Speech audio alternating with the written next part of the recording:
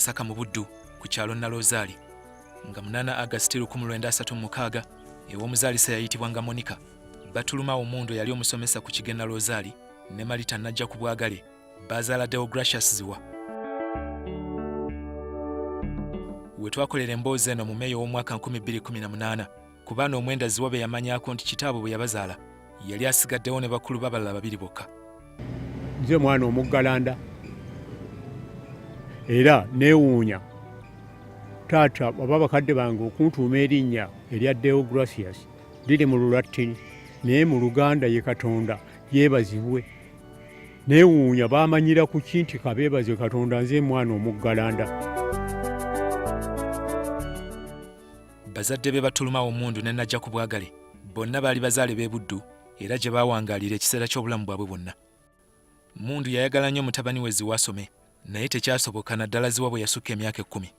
Obulwadde bwamutawaanya nnyo, ebyokusoma bye yali atandikidde Nalozaali ne bitandika okukaluba. Ntandikidde Nalozaali edda nga primary ekoma ku 206. Bw'wamalangako ebibiina 6 n'ogenda mu junior. Naye nga ekyakabi awo ku Kigenda Nalozaali nga tewaliiwo senior, n'antwala ku kigo bakiyita Kabuwoko gye nasomera senior. Naye baabwe mu senior ey'okubiri obulwadde obunnuma ne buntandika. Ye Kabuwoko mu ssomero teyawangalirayo. Obulwadde oluvannyuma obwategeerekeka nti zaali alusa oba amabwa g'omu lubuto bwamukoseza ddala era Mundu n'asalawo mutabani wona amuweereza mu ssomero ly'ebyemikono ayiga okutunga. Obulwadde bwe bwantandika saddayo mu ssomero, n'antwala mu tekiniko ekitovu n'enjiga okutunga ekyalaani. Kyalaani n'enkikugukamu kooti yokka saagisoma, bulwadde bwali bunnuma nnyo. Alusa edda twaluyitanga lubuto lunnuma naye oluvannyuma lw'abasawo abagenda bankebera alusa yankwata ebbwadde nnyo. Bakadde be baatawaana okumala ekiseera nga bamutwala mu ddwaliro naye nga tewali kikyuka. Bakulu ba Zziwa abalala baali basomye era nga bakola emirimu egy'enjawulo. Abo kwe kwali mwannyina Evangelist Nazziwa yali asomye obusisita era oyo ye yali entandikwa y'enkyukakyuka eyajjira Zziwa bwe yali akyali ku tekinika ekitovu ng'amalako omwaka gwe ogwokusatu mu by'okutunga. Mba nkyali eyo, mwannyina azze n'okufa yafa bamuyitanga Sister Evangelist ng'ali wano Naggalama, n'akolagana n'omwami Daniel Kato, naye nga Daniel Kato yali kojjaffe. N'amugamba amunoonyeze, agamba omubiikira amunoonyeze omuntu asobola okukola ng'obuwandiisi. Kwega nti nina mwannyinaze kwe kundeeta. Bw'atyo Zziwa bwe yava e Masaka Nalozaali n'asenga Nakifuma. Byonna ebyamufuula kyali yabifunira mu Nakifuma. Kyokka emabegako nga tannatandika kukola gwa buwandiisa Nakifuma, mwannyina Evangelist yamutwala mu babiikira Ennyenga mu Buyikwe gye yatungira ekyalaani okumala emyaka nga 3. Eyo waali eddwaliro ly'abagenge era Zziwa yaddangamu engoye enkadde ezaavanga ebweru ne zituuka abalwadde be zaaweebwanga okwambala. Bwe yaddanga waka akawungeezi yatunganga ez'abakasitoma abalala, olwo n'afunayo akasente ak'ennyongereza. Naye ate era saalwayo kwe kufuna omulimu wano e Nakifuma n'ezija mu mulimu gw'obuwandiisi. Watungire ebbanga lyenkana ki? Emyaka ndowooza giringa 3. Naye eky'omukisa nalina taata yali mutunzi naye yalina ekyalaani n'akimpa. Bwe navanga ku mulimu abantu bandeeteranga emirimu gyange n'engitungira waka wano. Bw'afuna ogw'obuwandiisa Nakifuma ku ggombolola ku myaka egy'obukulu 17, emyaka 17 egyaddirira gyonna yagimala akola mulimu ogwo. Bakadde ba Zziwa baali bantu bannaddiini ddala abasomyi era abaanyiikiranga mu buweereza obw'ekereziya bwonna. Empisa eyo baagimusibirira era bwe yajja Nakifuma kwe yatambulira. Ng'ayagala nnyo ebyo eby'eddiini ng'era bwe yali musomesa, twakeeranga ne tugenda mu mmisa era nze okukula kwange nga nakulira nnyo mu mikono gy'abasosolooti nga gye tuzannyira ne mu mikono gy'ababbulaada abaaliwo, era ng'ebiseera byange mu kyo ky'okugenda nti ngenze ku muliraano nga taata anyumirwa okuwulira nti ngenze mu kigo. Ekigo ky'e Nalozaali bwe kityo bwe kyafuuka eky'ebyafaayo n'ekijjukizo mu bulamu bwa Zziwa era bwe yasenga okudda e Nakifuma, obwagazi bw'eddiini n'omwoyo gw'obuweereza mu ekereziya yasenga nabyo. Obuyonjo bwe ayagala nnyo okubusiga ne mulala naawe obeere muyonjo. N'olwekyo bw'oba okutta ekigambo kiri otambula n'obuyonjo. Zziwa bwe njogerako musajja mu ddiini afiirwa ebibyo byonna by'aba asobodde okukwatako n'addiza Katonda mu kereziya n'awalala bonna naye nga atambulira mu ddiini. Ennagalama ku parish yamanya bafaatha ne bannaddiini abalala abawerako oluvannyuma ne kimwanguyira bwe yabangako kyayagadde okukola ekyetooloolera ku ddiini. Ogwo obuwandiise ng'agukoze okumala ebbanga eddene nakifuma ku ggombolola obukugu n'obumanyi obw'okuddukanya emirimu yabuweereza ddala. Ku mulembe gwa Idi Amin nakifuma yali emu ku ggombolola mu Buganda ezaasalwamu n'eggyibwako Nabbaale. Bw'atyo Zziwa n'abeera omukulu w'eggombolola y'e Nabbaale yasookera ddala nga kyajja atandika okutambuza emyaka gye egy'amakumi 30. Najjayo nga nina emyaka 17 yokka era nenkola nga ndi muto nenvubuka. Bwe watuuka ebiseera bino ebya gundi gombolola ne bagisalamu ebyamiini ne bayita abantu ne bannonda okubeera owa gombolola Nabbaale omubereberye. Muneerero ekyaliwo awo Nabbaale bankyusa ne bantwala e Buyikwe ne banzijayo ne bantwala Entunda bwe nvaayo ne bandeeta mu kitundu kiri ekyasigalawo ekya Nakifuma. Nze nafuna omukisa ng'atambula nnyo, nali nga mwana wa ku mugugu nga buli gye bamutwala yabeerako e Nabbaale, yatandika gombola e Nabbaale ne ngenda naye n'agendako bayitayo eyo Ntunda ne tugenda e Buyikwe ne tuvaayo ne tudda e Nakifuma kwegamba nalinga mwana wa ku mugugu ne namutegeera nnyo okusinga ndowooza baganda ba maama ye yasigala awaka naye edda wagombola nga bamuwa ennyumba ne bakuzimbira ssebo n'ekisaakaate. Ng'amaze okukulira ggombolola gye yakolerako ng'omuwandiisi, Zziwa yafuulibwa ssaza Ssentala eyatwalanga Nakifuma mu Kyaggwe. Ng'obutale bwonna oba bwa mibuulo oba bwaki nga nze mbulabirira nga nina abawooza. Kaakati oluvannyuma obulwadde kwe kuyitirira n'ensaba okulekulira era zaabanga tezisirike ng'era ntambula nazo. Naye nze edda nga omuntu bw'aweza emyaka 25 ng'okolera gavumenti ya Buganda gavumenti ng'oli wa ddembe okusaba ove ku mulimu. Kaakati olwo nasaba. Era Zziwa yawummula emirimu egya gavumenti ya Buganda. Mu mirimu gye gyonna okuyiga tekwakoma. Yakolanga ne bannayuganda banne ate ng'emirundi emirala yateekwanga okukola n'Abazungu. Sirwalirwa amaanyi nnyo naye nga nsobola okwogera naye ebyangungu. Oba ngudde naye ng'ategedde. Ate ekyokubiri bwe wabeeranga nti oli omwami wa ggombolola ng'omuwandiisi ono ate oba ye akusinga okulumanya aye akuwabula ng'akuyamba. Mu myaka egyo mwe yakolera yali munyiikivu ddala ekyamuyamba okufuuka omukozi ow'enjawulo. Yali takola mulimu gumu ekyamusobozesa okutumbula ku nfuna ye n'azimba ennyumba n'akola n'ebirala. Eby'omusaala omutono tebitandise leero kubanga mu myaka egyo nga Zziwa afuna siringi 47. Kyekisaana n'oteesigama ku mulimu guli gumu ng'ereera bwe navanga ku mulimu ne tudda awaka wano waali wakalu nnyo. Naye olw'emisomo gye nagendangamu gye batusomesa okulabirira awaka ne tutema ensalosalo ne tulunda obusa n'obusa mu bitooke byo n'omusaala guli gwabanga mutono nnyo nga tubisobola kukola. Siringi 47 bwe baatuuka okunnyongeza mmanye nti bongezza nnyo nenfuna 75. Ng'akyakola emirimu egyo bingi ebyaliwo omwali n'ebyobufuzi ebyakyankalanya embeera mu Buganda. Ssekabaka Muteesa bwe yawaŋŋangusibwa mu 1953 ne bwe yalumbibwa amagye g'Obote mu 1966 oluvannyuma obwakabaka ne buwerebwa. Ebyo ng'omukozi tebyamumala mu maanyi okutuuka mu 1980 lwe yawummula emirimu. Ebyobufuzi nabigendamu kitono. Saali era siri nti nina n'ekibiina nze kye nali nnyingidde. Ng'ow'ekibiina gundi bw'akola obulungi nti weebale. Bagamba waliwo endowooza erowoozebwa nti buli wa DP ateekwa kubeera mu Katoliki. Naye nze ne mu DP saagiyingira. DP nga bw'ebeerako ekyoyogedde ekirungi nga nsiima. UPC we yabeerangako ekirungi nga nsiima. Saalina nnyo kwegatta mu byabufuzi era ne ku ssawa ya leero. Zziwa yasigala aweereza mu kereziya n'okweweereza egigye. Emikwano yali akoze mingi ddala okuva mu nzikiriza zonna era mu abo mwe mwava eyamuyita okwegatta ku kibiina ky'obwannakyewa ekya Sendekawo ekyatandika okugabira abantu ente okwejja mu bwavu eyo mu 1988.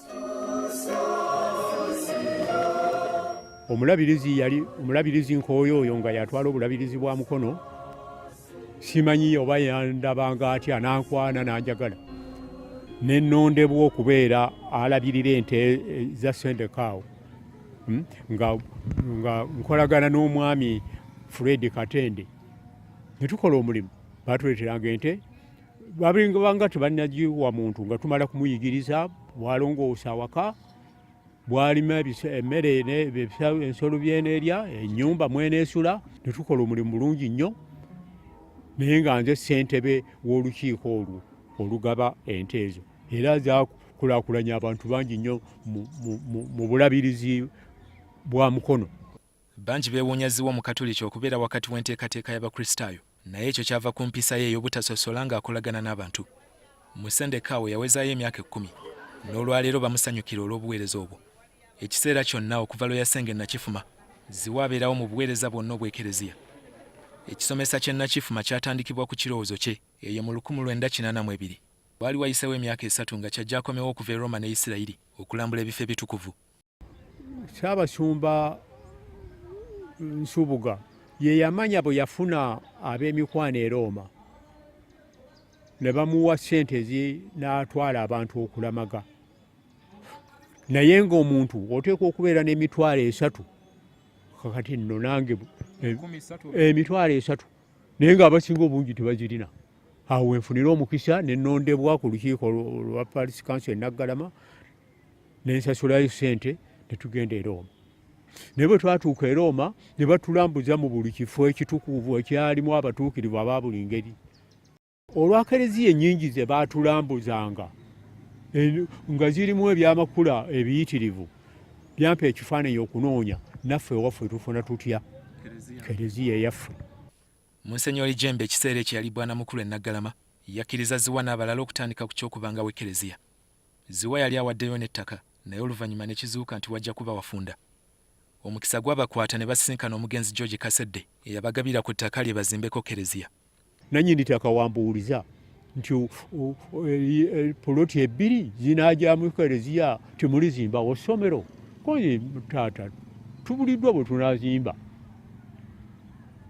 Kaakati musajja wa Katonda yoyo George Kasedde era yakafa nnaku zino, kwe kugamba omusigire gwe nali ngenze naye nti tolinaayo kafo.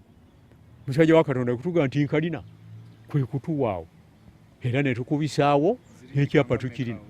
Waliwo eka 5 n'ekitundu era ne tusaawo n'essomero.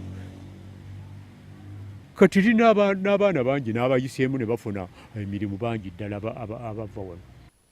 Zziwa n'abamaka ge bazzenga batoola okubaako kye bawaayo eri omulimu gw'okuzimba, okukuba pulasita, entebe ez'awolutaali, ebitambaala n'ebirala bingi bye bawaddeyo. Ayina omutima omugabi, ate ayina omutima ogwagala Ekereziya we. Ebintu bingi mu Ekereziya muno bye tusanze mufe abaweereza naye nga biriko omukono gwe. Okuviira ddala mu ntandikwa ffe tusanze buli kimu kumpi kyaggwa. Mwami Zziwa kirabo eri Ekereziya waffe ono, kirabo eri ekitundu kyaffe, ate naddala ffe abakulembeze abato abazze mu Ekereziya okuweereza, mpagi luwaga gye tuli atuluŋŋamya.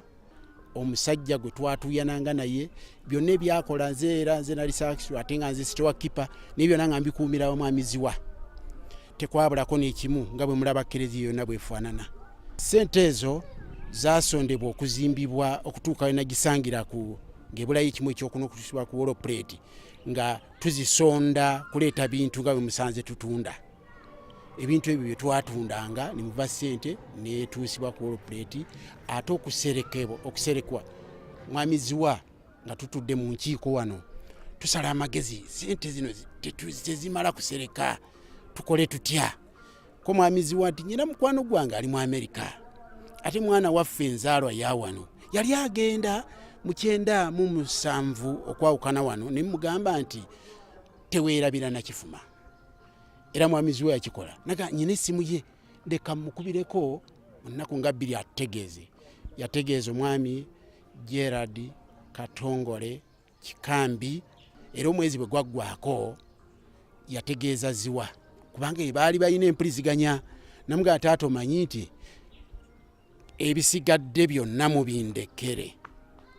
Obanga yatuusibwa ku wolopeti temubaako kye mukwatako wabula mulikwata ku plasta flower ebisigadde waggulu yonna roofing byange.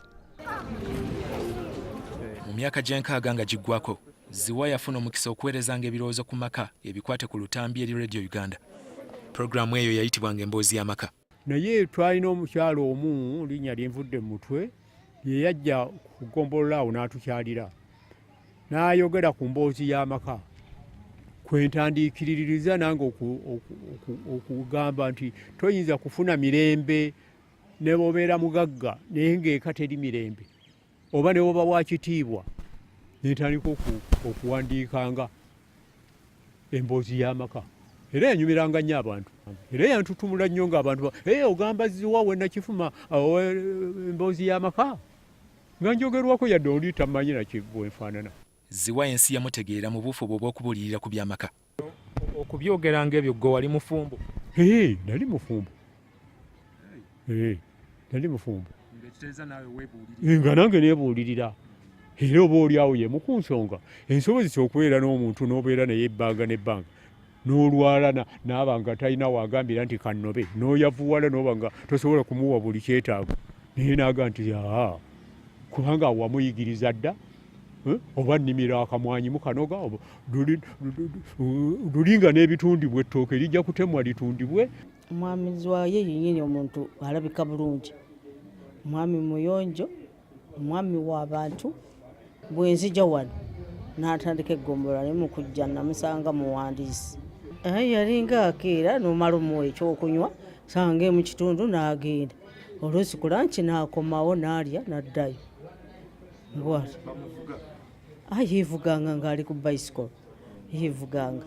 Ssaalongo ng'oyagala emirembe naye tomulimba.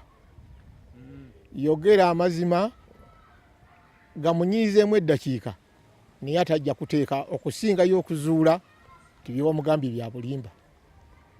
Kimpadde nange essuubi n'okusiga mu baana ate abanvaamu nga nange obulimba nabuzuulira ddala nti kuba yabunnyonnyola amakulu agabulimu n'obubi obugalimu bwonna.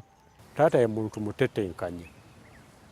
mutetenkanya nnyo mu mbeera zonna okulaba nga abeerawo. Taata mutetenkanya era nange mu bulamu bwange kinnyambye nze sikulembeza byokka bye nasoma buli awali omukisa gwonna we nsobola okukoleramu ssente ngugezesa.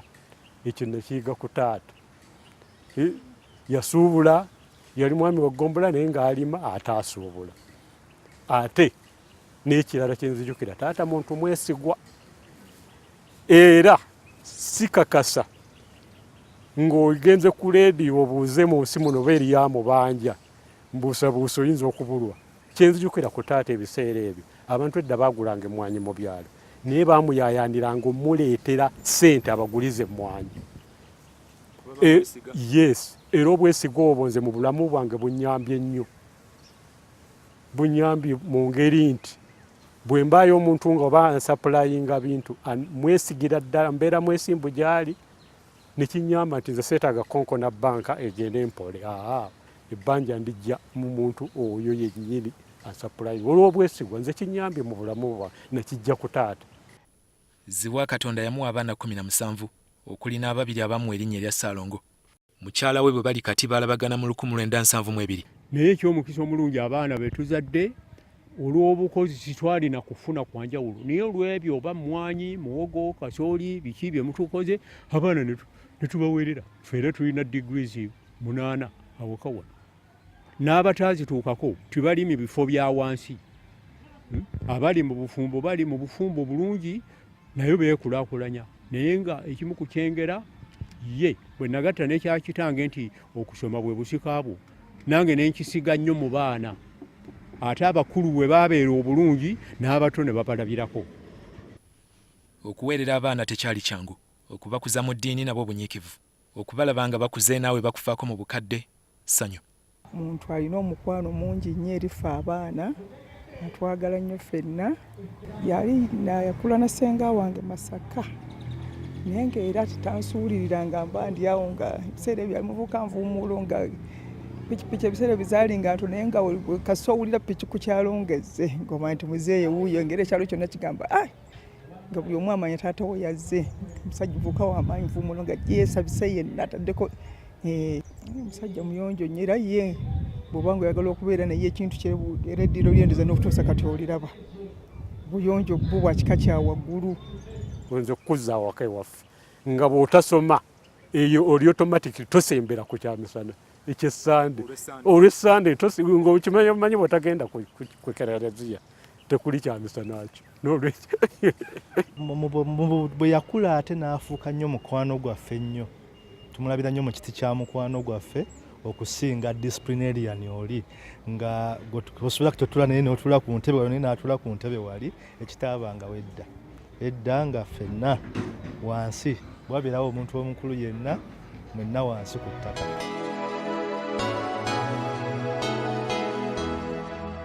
Ssaalongo Deogratius Zziwa asiba mu maka ge Nakifuma. Abamukyalirako bamulaba ne banyumya ku byayita. Ku Kereziya emisa temuyitako, era Katonda amwagadde ate n'amuweereza wakati mu mbeera yonna.